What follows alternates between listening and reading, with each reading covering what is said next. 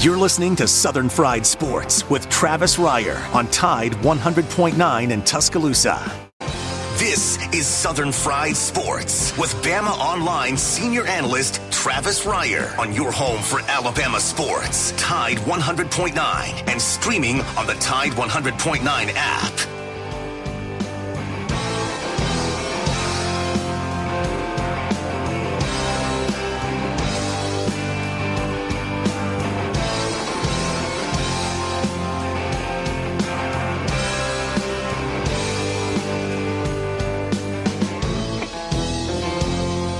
Make it through this year, I think I'm gonna put this bottle down.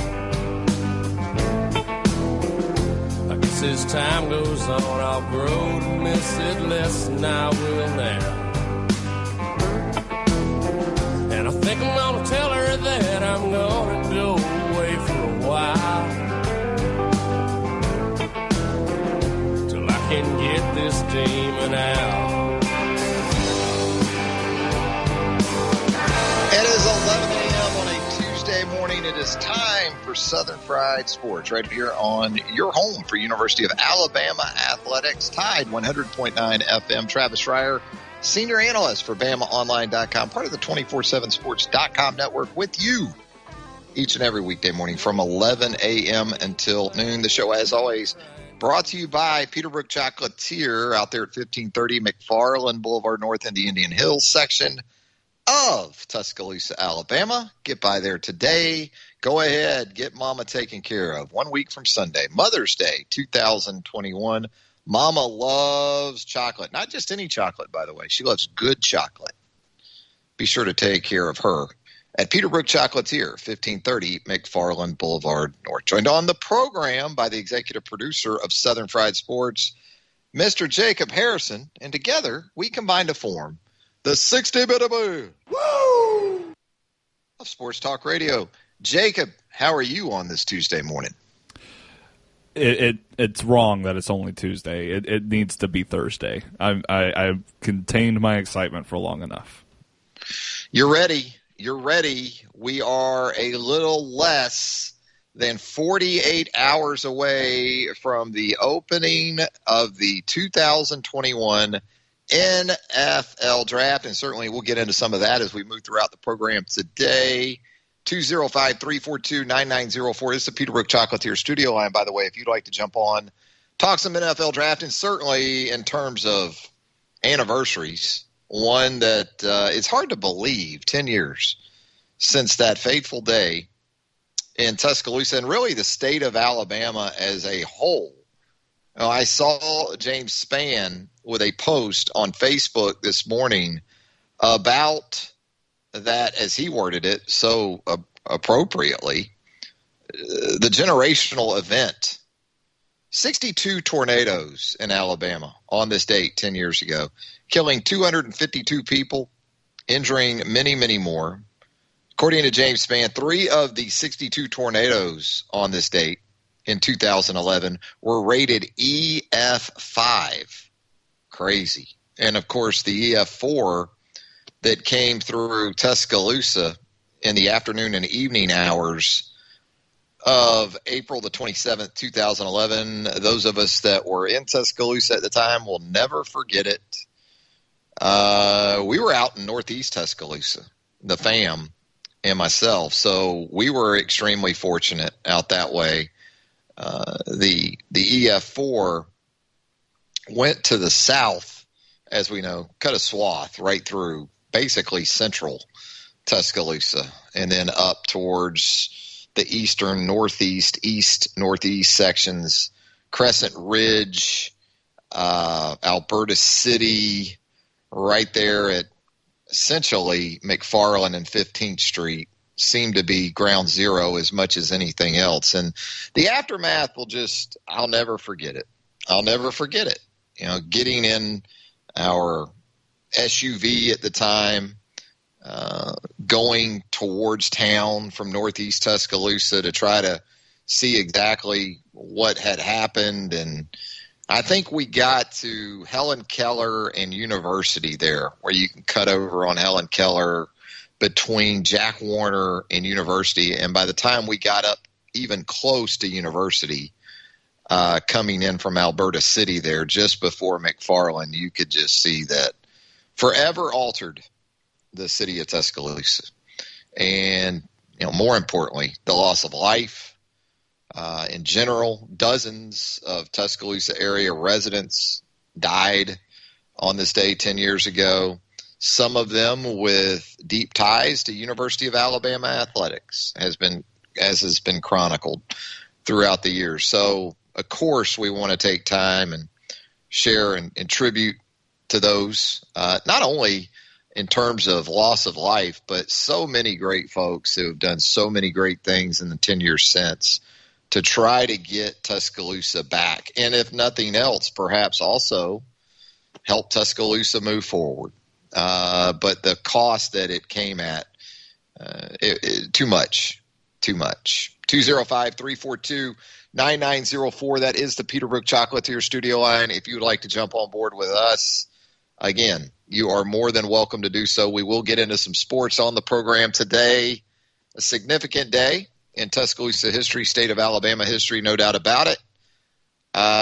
There is sports to talk about. You got Alabama baseball over in Birmingham this evening. Makeup of a rainout earlier in the season. Regions Field tonight, home of the Birmingham Barons. You're going to have Alabama and the Blazers of UAB. Of course, Alabama will host Missouri in a return to conference action this weekend at the Joe. So more big games for Brad Bohannon's club where conference play is concerned. Trying to stay around that 500 mark, as we outlined for you on Monday. Not going to be easy to do once you get beyond Missouri. Won't be easy this weekend either. But really, when you get beyond Missouri and you start thinking about Vanderbilt, an improving LSU team, and then, of course, Mississippi State at the Joe to cap the regular season, you can work through these next 12 games at even 5-7, maybe even 4-8. You can feel pretty good about that. I don't know. I think if you're thinking about Missouri as a part of those 12 games, I think you got to be a little closer to 500 through those 12. You should win the series at home this weekend. Maybe you get a sweep. And then in those final 3 series, you're likely going to be expected to go, 3-6.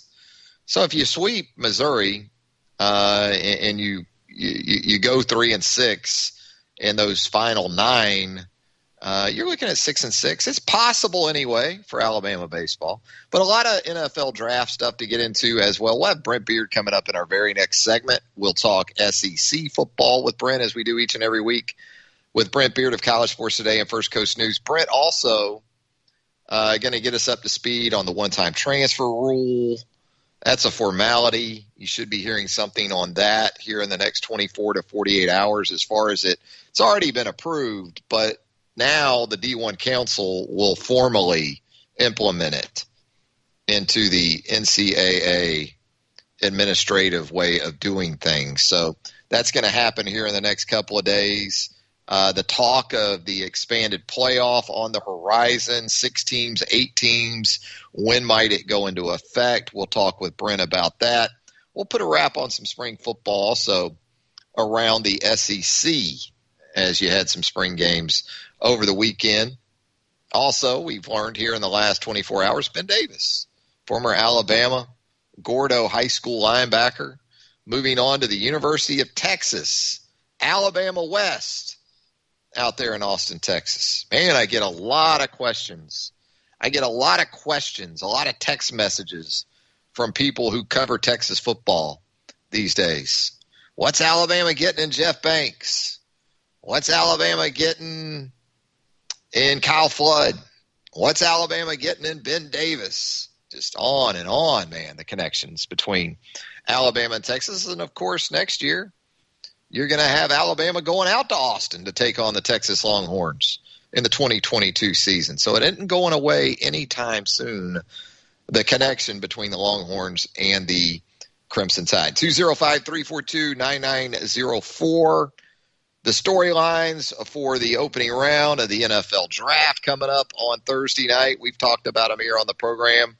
Not going away anytime soon, it doesn't seem.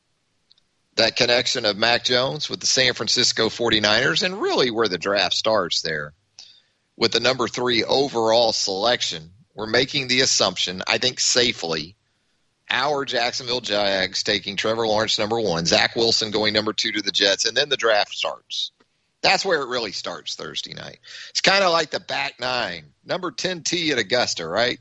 The Masters tournament doesn't actually start until the back 9 on Sunday. That's what they tell you year after year. Well, the NFL draft in 2021 will not officially get underway really until that number 3 pick. And that's where Mac Jones comes into play. And really, the run on Alabama players, you look at a lot of these mock drafts. Jacob, is it safe to say that between picks 3 and 12, you're going to have 4 Alabama players come off the board? That seems to be the consensus, if not the unanimous thought. I guess Devontae's a little bit of a wild card because you continue to see him maybe even in the mid-first round. But Surtain, Devontae Smith, Waddle, and Mac Jones, pretty safe bets that you need to be watching the draft if you're an Alabama fan from picks 3 through 12, 15 at the latest. Jacob, would you say that's a fair assumption? I've done a lot of practice mocks over the past few days to prepare for my final one, and I haven't had one yet where all 4 aren't gone and by the time you get to 12. Yeah, just sort of lines up that way, doesn't it? So now I know a lot of you folks aren't like Jacob. You know, you're not just going to basically post up for 3 solid days. Jacob will sit there, I'm guessing. Jacob, how many breaks will you take? Will you wear a diaper during the draft? Do you have a draft diaper? You know, so you can just stay right there in front of the coverage. Well, I at least still have my youth to lean on, in that regard. Or at least I think I do. Some semblance of bladder control. That's right. Really cool. Yeah, but I remember those days, Jacob. They were cool. Yeah. But I am one of those. I will watch day 3 and I'll listen to what they're saying, but I'm watching the ticker. I got to see where everybody's going. I'm one of those. The first pick that they skip and they do on a commercial break in like the late 2nd, early 3rd round, it infuriates me every single year. I got to think nothing makes the hair stand up on Jacob Harrison's neck, the back of his neck, like that ticker when that ding, the pick is in. Oh, I bet, Jacob, that's about as good as it gets, huh? It's like when you get to day 2 and 3, the pick is in. It's like the SEC music in August, you know. It hits you right in the good spot, you know. Is that your ringtone on your phone? No, but that's tempting now that you talk about it. Yeah, you need to make that happen, Jacob. That ding, the pick is in. Oh, let's head to a break for crying out loud. We got Brent Beard coming up next on a Tuesday edition of Southern Fried Sports, presented by Peterbrook Chocolatier right after this. From the University of Alabama, this is Crimson Tide Today. It's a daily update on Bama sports, and it's brought to you by Dex Imaging, the official copier and printer provider for Alabama Athletics. Hello again, everybody. I'm Roger Hoover. Alabama baseball travels to Birmingham to take on UAB at Regions Field on Tuesday evening. First pitch of the matchup between the Crimson Tide and the Blazers is set for 6 p.m. Central, with radio coverage available across the network. Alabama and UAB will meet for the 80th time in series history. The 2 teams square off on Tuesday. The Crimson Tide holds the all-time series advantage 54-25, including a 19-10 mark in Birmingham. That includes a 5-2 record at Regions Field. The 2 teams were originally scheduled to meet on March 2nd, but weather that day forced a postponement. The last meeting between the 2 in-state foes came on March 10th, 2020. Alabama claimed a 13-7 win at Regions in what would be both teams' final game before the season was canceled due to the pandemic. I'll have more in a moment. There is no substitute for hard work. Just ask the Crimson Tide. At Dex Imaging, they know the meaning of hard work, too. You don't become the best in the office equipment business without it. If you need a copier and printer company that understands hard work, quality, dependability, and customer service, then give Dex Imaging a call or go to DexImaging.com. Dex Imaging, the official copier and printer provider of Alabama Athletics. If you missed last night's edition of Hey Coach, you can check it out on our Alabama Insider podcast, available on all podcast platforms. Baseball head coach Brad Bohannon recapped the last series against Kentucky and looks ahead to tonight's game with UAB. Also, softball head coach Patrick Murphy recaps a weekend sweep of Louisiana and looks ahead to this weekend's series at Georgia. And that's your Bama update. Crimson Tide Today brought to you by Dex Imaging. Crimson Tide Today is a production of the Crimson Tide Sports. Tide 100.9 Tuscaloosa weather. A warm afternoon with a good supply of sunshine, the high 84. For tonight, fair with a low at 64. Tomorrow, partially sunny with a high at 85. Thursday, increasingly cloudy, the chance of a shower late in the day. Thunderstorms are likely Thursday night, the high 81. I'm James Spann on the ABC 3340 Weather Center on Tide 100.9. It's 76 degrees in Tuscaloosa. Tide 100.9. For more coverage of Alabama football, visit us at Tide100.9.com or download the free Tide 100.9 app. The Crimson Tide will not be denied.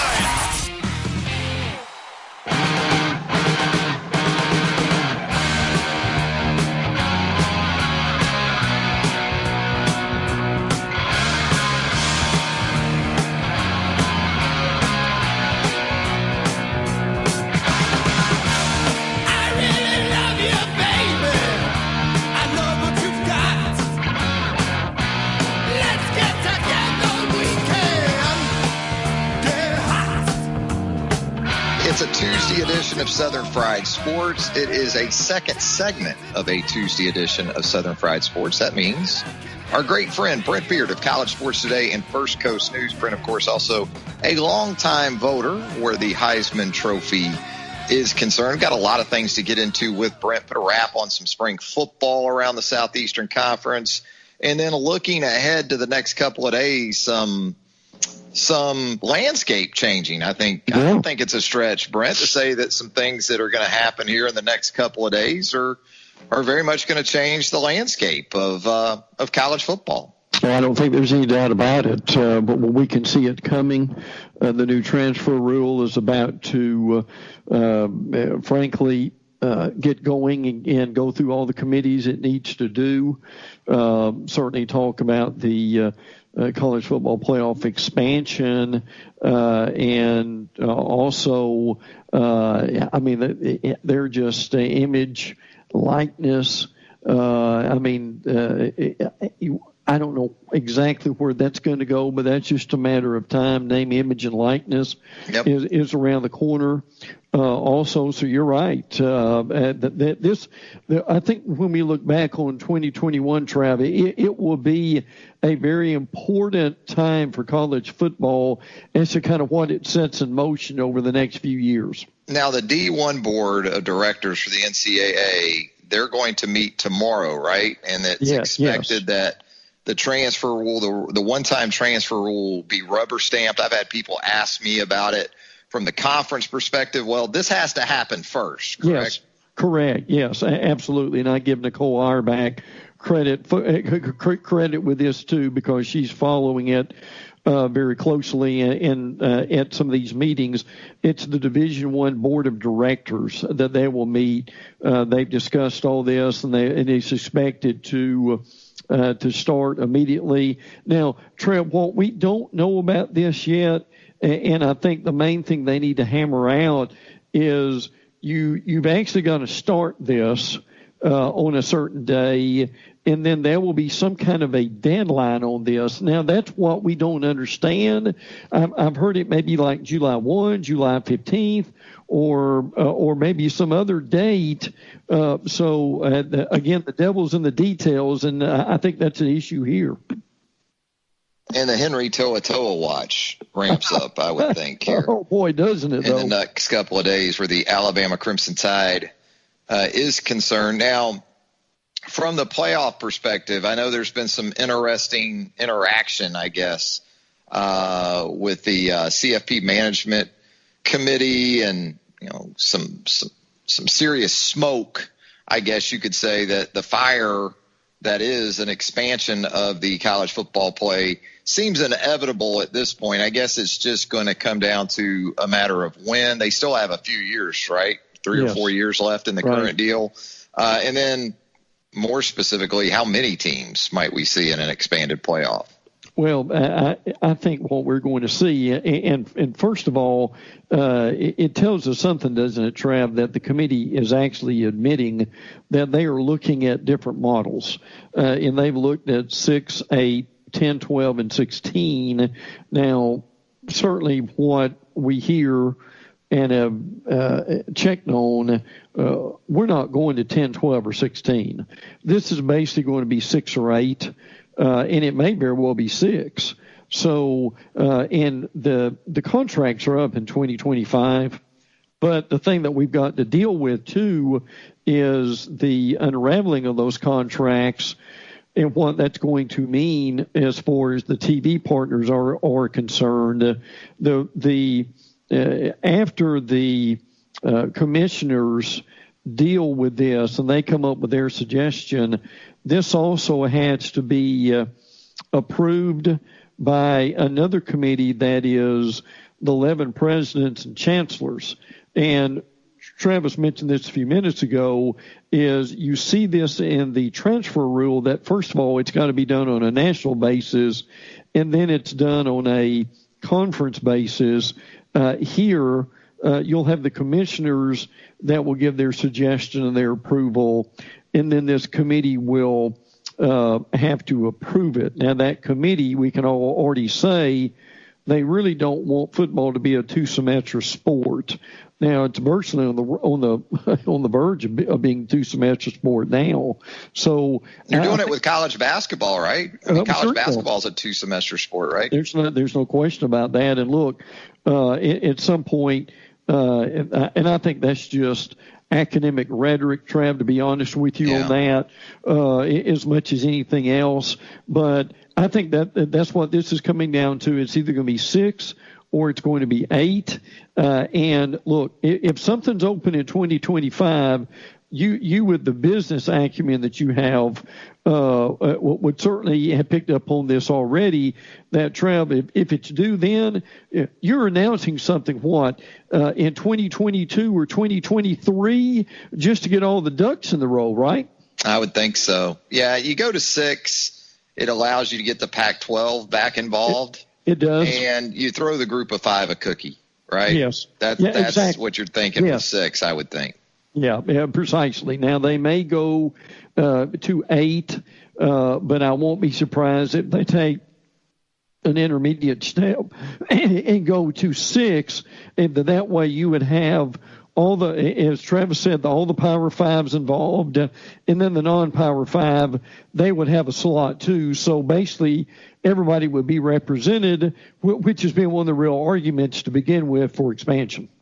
The expanded college football playoff, brought to you by Capri Sun and Orange Slices, where everyone gets a spot at the table. Absolutely. Also, what we've heard here in the last few days, another rule change for college football, 2-point conversions. This is fascinating to me for one specific reason. But, Brent, tell us what we're going to have where overtime is concerned and 2-point conversions as you get into overtime games, and really not all that far into them anymore before you have the 2-point conversion in place. Well, this is, again, under player safety, and they're trying to eliminate the 7 overtime type game that we had between A&M and LSU when those guys were frankly exhausted.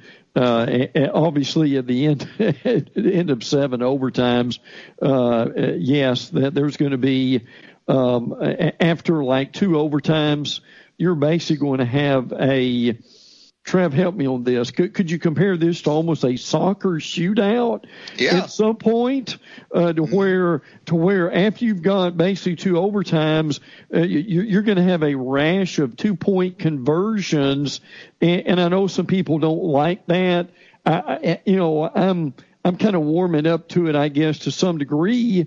But again, it's player safety, and as you know, a lot of coaches have what, Trav? Maybe 4 or 5 2-point conversion plays. How much will that playbook expand now? That's where I'm interested, because the game is so much about explosive plays now. Yeah, yes. You don't see as much, or it doesn't seem like you do. I don't have the analytics to support this, but it doesn't seem like, the game is played in the 3 yards in a cloud of dust realm very much anymore. So, yeah, you're going to have to at least think about beefing up that short yardage and goal line and those 2-point conversions, those type of plays that you would typically have, as you said, 3, 4, maybe 5 in your arsenal. Maybe you have to double that up. And that's where having 27 analysts like Alabama has should be another advantage. This is just another advantage for Alabama, Brent, because all these analysts are going to be able to come up with more 2-point plays for Nick Saban. Hey, they keep changing the rules,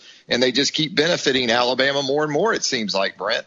And when you've got a balanced offense like Nick Saban wants to run, when you can, behind one of the best offensive lines in the nation, with a running back room that we probably haven't seen the likes of as far as depth in Alabama, and then you're able to spread the field with those receivers and also with Bryce Young. I mean, Trev, 2-point conversion possibilities are almost endless at Alabama now, aren't they? Yeah, they really are. Hey, Brent, we talk about this one-time transfer rule going into effect here in the very near future, and we continue to think about the transfer portal and how it might continue to just swell. You've seen it with Alabama in recent days. A couple of players have entered the portal, including Ronald Williams, the cornerback who came into UA as a junior college transfer a year ago. Ben Davis, we learned yesterday, is headed to reunite with former Alabama assistant Steve Sarkisian out in Austin, Texas with the Texas Longhorns. And then the Tennessee Vols. Tennessee Vols love that portal where quarterbacks are concerned. Joe Milton making his way from the University of Michigan to Knoxville. Are there any other sort of imminent type situations that you're anticipating where the portal is concerned, or kind of what's up next, do you think? It is such a, well, obviously, Trav, when we get the transfer rule and we have that date, at that point when things are going to start spinning. And then look, let me also throw in here something that hasn't been talked about enough, is on June 1 is these camps are going to be opening that weren't open last year for recruiting, and players and coaches are going to be able to be on the road. So, Trev, if you throw that in there with the transfer portal and what we're seeing, an uneventful middle end of May and June and July is going to be unbelievable, is it not? Yeah, I think when you consider the transfer portal and guys coming out of spring practice that are going to be on the move. Now, some of these guys, in some instances, and you're hearing some of this even with Ronald Williams, maybe there had already been some back channel discussion with some programs out there, and that's not uncommon. No. More often than not, or oftentimes anyway, a lot of these guys know where they're going. Pretty much, at least they know a couple of 3 options that they're going to consider before they ever formally hit the portal. But yeah, definitely June is shaping up between official visits, between camps, between the portal. You might need some traffic cops out in front of some of these facilities around college football. Hey, you had spring games over the weekend, including 3 or 4 in the Southeastern Conference. Which one of those maybe caught your attention the most, at least going in, or maybe there was one coming out of Saturday that piqued your interest? Well, I think Tennessee did what they needed to do. They put up a lot of yardage and a lot of points. As a matter of fact, they had 99 plays and 821 yards. When you look at last year and what they were able to do, or maybe better, not able to do. Now, look, their defense is in shambles at Tennessee, but the reality is, in this day and age, what Tennessee is going to do with Josh Heupel is, I think, at least have a competent passing game that they really, unfortunately, were not able to have under Jeremy Pruitt. Hendon Hooker, Brian Marr, Harrison Bailey, who kind of, again, is the maybe the favorite quarterback in all this. They all took turns having a really good spring game. And I think if they can look better during that spring game, that's important. Now, Travis mentioned this last week, and it's worth following up on. It looks like Hayes King is going to be your quarterback at A&M. Now, he's got a little bit of a slight edge. Zach Calzada is also in there. Obviously, Kellen Mond is gone. But look, the reason I bring up A&M is, and I'm not saying this is going to happen, but their D coordinator, who has gotten a lot of credit for their resurgence, is Mike Elko. And Mike Elko is among about 4 guys that's up for that Kansas job. So I'm just kind of thinking out loud here. You've got Jeff Monken, Lance Leopold from Buffalo, Skip Holtz from Louisiana Tech. If Elko leaves A&M, I'm not saying that's going to leave necessarily Jimbo in a lurch, but I thought he's done a pretty solid job as D coordinator at A&M. That would certainly make them kind of have maybe even a different look coming up in the fall. Yeah, $2 million coordinator in Mike Elko. Absolutely. And if it does go down that way, there's comfort in knowing that the personnel that his successor would inherit is exceptional. I think we know that. You start up front with McKinley Jackson there, stepping in for Bobby Brown at defensive tackle, DeMarvin Leal at end, Jaden Peavy at defensive tackle. Yes, Buddy Johnson moves on from the middle linebacker position, but got guys like Damani Richardson in the secondary. That defense, from a personnel standpoint, has a chance to rank up there with Alabama among some of the very best in all of college football in 2021. Brent, I noted here that you had in your notes some interesting stuff on LSU. And, boy, the hits just seem to keep coming, and I don't think it's a surprise considering the dark cloud just hovering over that program right now. But Darius Geis, it sounds like, scrubbed from the record book, scrubbed from the history of LSU football for his alleged part in the sexual harassment allegations that have been levied against LSU. I've never been a real fan of erasing numbers from the record books, whether it's because of, and you've seen it with basketball players too, that like they never existed. I mean, if you did it on the field or on the court, in my opinion, it stands forever. But I think they want to show that they're trying to do something to deal with this situation. Again, Darius Geis, and this is not rumor, it's fact, USA Today has several articles about Darius Geis and his violence toward women, and that is certainly chronicled, and LSU trying to distance themselves. And look, their long-term law firm now has been fired to go along with this. And Trav, I saw yesterday where you've got more women that are filing. Yeah, like 7 more. Title IX lawsuits. And again, as we've said, they've got a terrific team on the field, but and people get tired of this, I'm sorry, but that's just the way this is.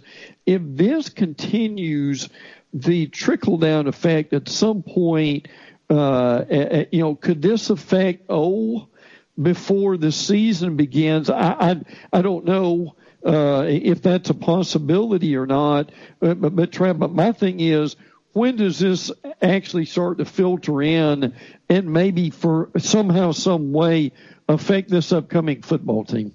Yeah, and by the way, it's interesting that LSU has decided to remove Darius Geis's statistics from the record books. But I'm guessing they're going to keep Les Miles' 2007 national title in those same record books, with Les's issues on this front. Doesn't sound like they're doing away with that 2007 national title. I think it's going to stay in that media guide. What do you think, Brent? Yeah, I think it will. And maybe we also add with Nick Saban's players in that national championship. But, yes, that won't be going away. Funny how that works. But at the same time, Trev, I don't care how good a program that you have, and I know obviously the Baylor basketball coach coming over was a big boom for them as far Kim as Mulkey. And she's really good too. Baylor 21. Yeah. Yesterday was meeting up with her for like a public photo op, so he can maybe get some shine off of Kim Mulkey at this point. Three-time national champion Kim Mulkey. But listen, I mean it's and I don't know if we've scratched the surface yet of what might happen with this situation. I've said it before, though. I think O is wired in such a caveman-like way that if there is a guy that can sort of be oblivious to all of this other stuff and still get something or help a team just on the football field achieve its potential, it might be O. Yeah. Because you just get the feeling that O is, we'll just keep it rolling here. No big deal.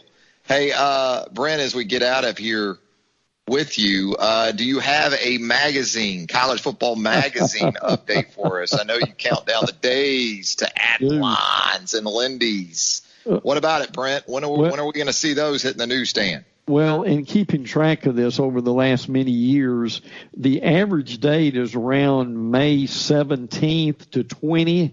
So we'll be looking at something similar to that's coming up. And again, look, as you and I both know, you having a magazine in the past, and both of us writing for magazines in the past, these guys who are putting magazines together, Trev, there's a lot of 12 and 14-hour days for these writers in the next few weeks, is it not? I don't miss that. I don't miss that. I don't miss that part with the old magazine days, prehistoric days of magazine publishing that yours truly was involved with. Brent, as you know, a very impactful day in Tuscaloosa, Alabama. 10 years ago on this day, an EF4 tornado ripped through Tuscaloosa, and I'm sure even though you weren't in Tuscaloosa at the time, you certainly know a lot of people in the community. You went to the University of Alabama. Give me your thoughts when you returned maybe to Tuscaloosa for the first time, and just how that hit you, because the city was literally altered so impactfully. I remember coming back shortly thereafter and seeing how devastating that was. And at that point, there were still buildings around that were just rubble, frankly. And being at the spring game, and look, I know it's 10 years later, a lot happens in 10 years, but it's real credit to the city of Tuscaloosa and the people who were there in the university for persevering and rebuilding throughout all this. But it's apropos for I think to be recognized on this day. And I thought our colleague Ryan Fowler made a good point. He said when he first stepped out and saw it, he thought there may be thousands of deaths. And look, we were extremely fortunate that we certainly had even ones too many, but I'm grateful, Trav, that the loss of life was not more than it was, and credit to the weather people for getting the word out about it so people could, at least to some degree, take some cover then. Chief Meteorologist Richard Scott of WVUA 23 in Tuscaloosa literally was on the air helping us, as you outlined there, along with others, on the news stations, and literally on the air knew his house was being hit by the one of the tornadoes that passed through. 62 tornadoes, according to James Spann, passed through the state of Alabama on this date 10 years ago, killing 252 people, injuring many more. 3 of the tornadoes that day were rated EF5. Just incredible. Incredible. Well, Brent, as always, we appreciate you taking time with us on a Tuesday edition of Southern Fried Sports. Look forward to doing it again next week, my friend. Me too, my friend. Take care. There goes Brent Beard of College Sports Today and First Coast News. More of a Tuesday edition of Southern Fried Sports right here on Tide 100.9 FM right after this. You're listening to Southern Fried Sports with BamaOnline.com senior analyst Travis Reier on your home for Alabama sports. Tide 100.9 and streaming on the Tide 100.9 app.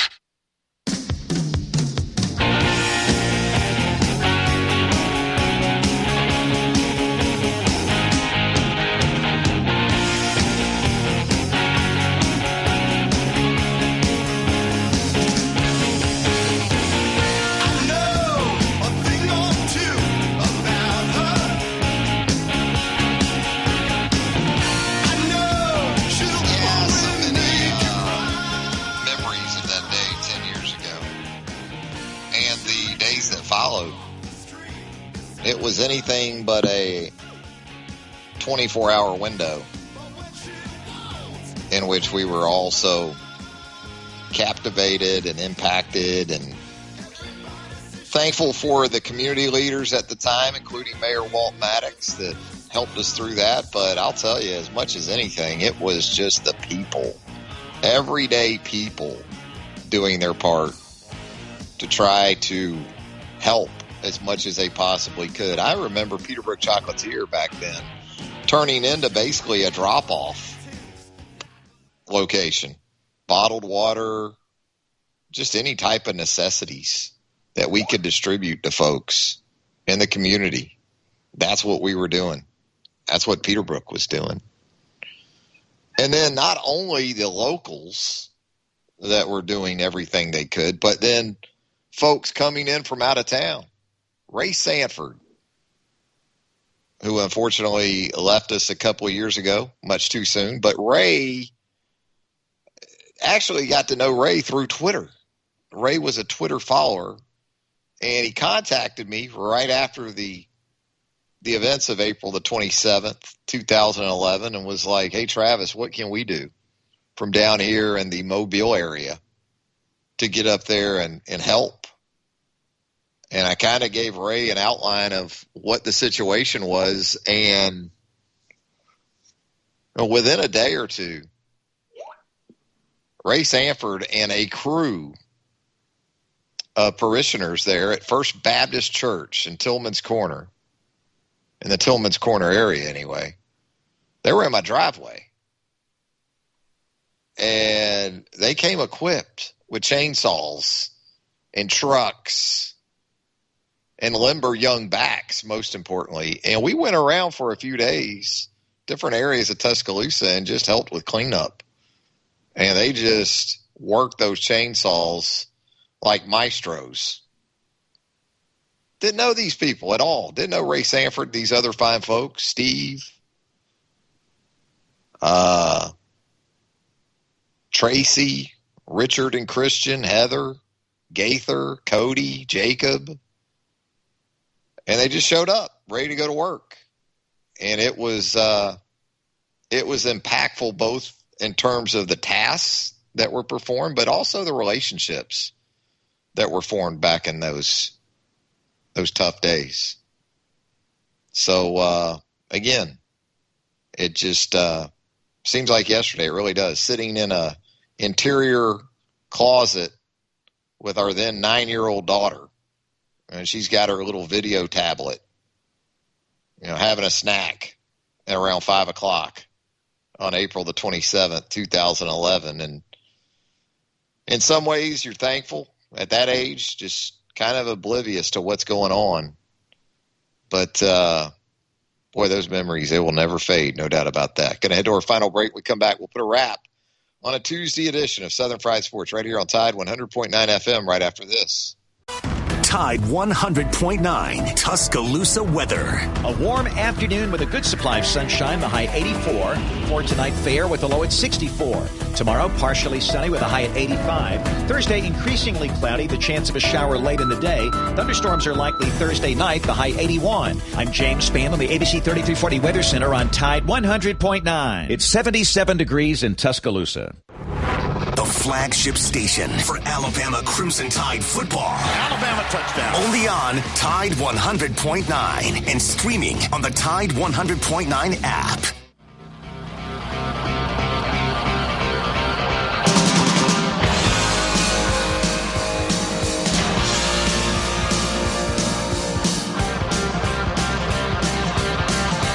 You're wondering if I'm this for the playlist theme of the day on Southern Fried Sports. Well, Ace Frehley,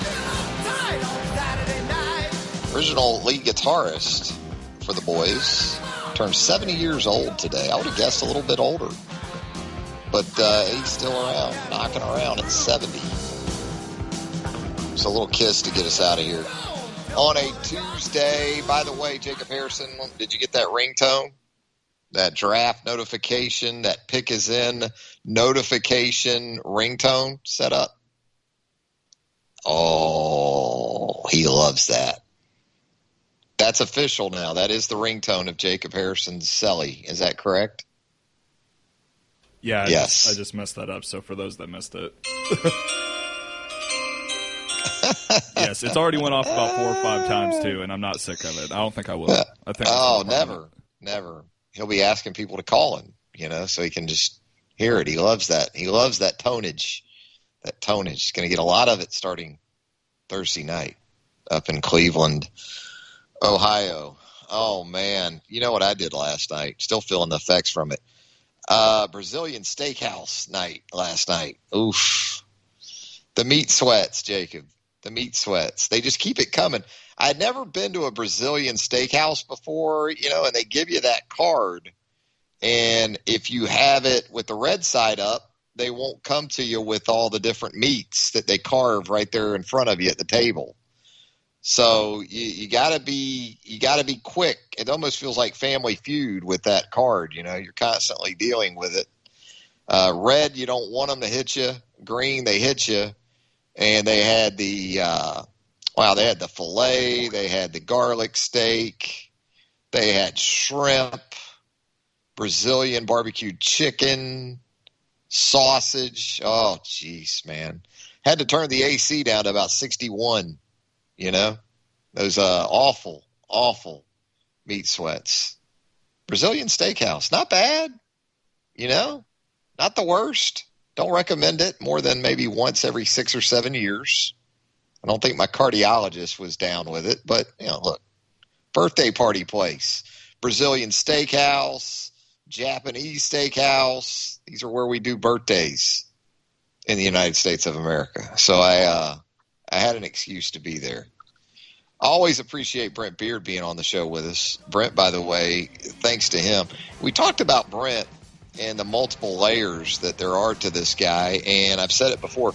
Brent Beard is also a hospice chaplain. Well, unfortunately, my sister-in-law passed away here recently. And the sister of the chocolate lady sadly passed away here a couple of weeks ago. And Brent Beard officiated the service. Just a tremendous all-around human being. And Brent Beard knows his college football, too, and he's excited about those college football magazines coming out here in the next month or so.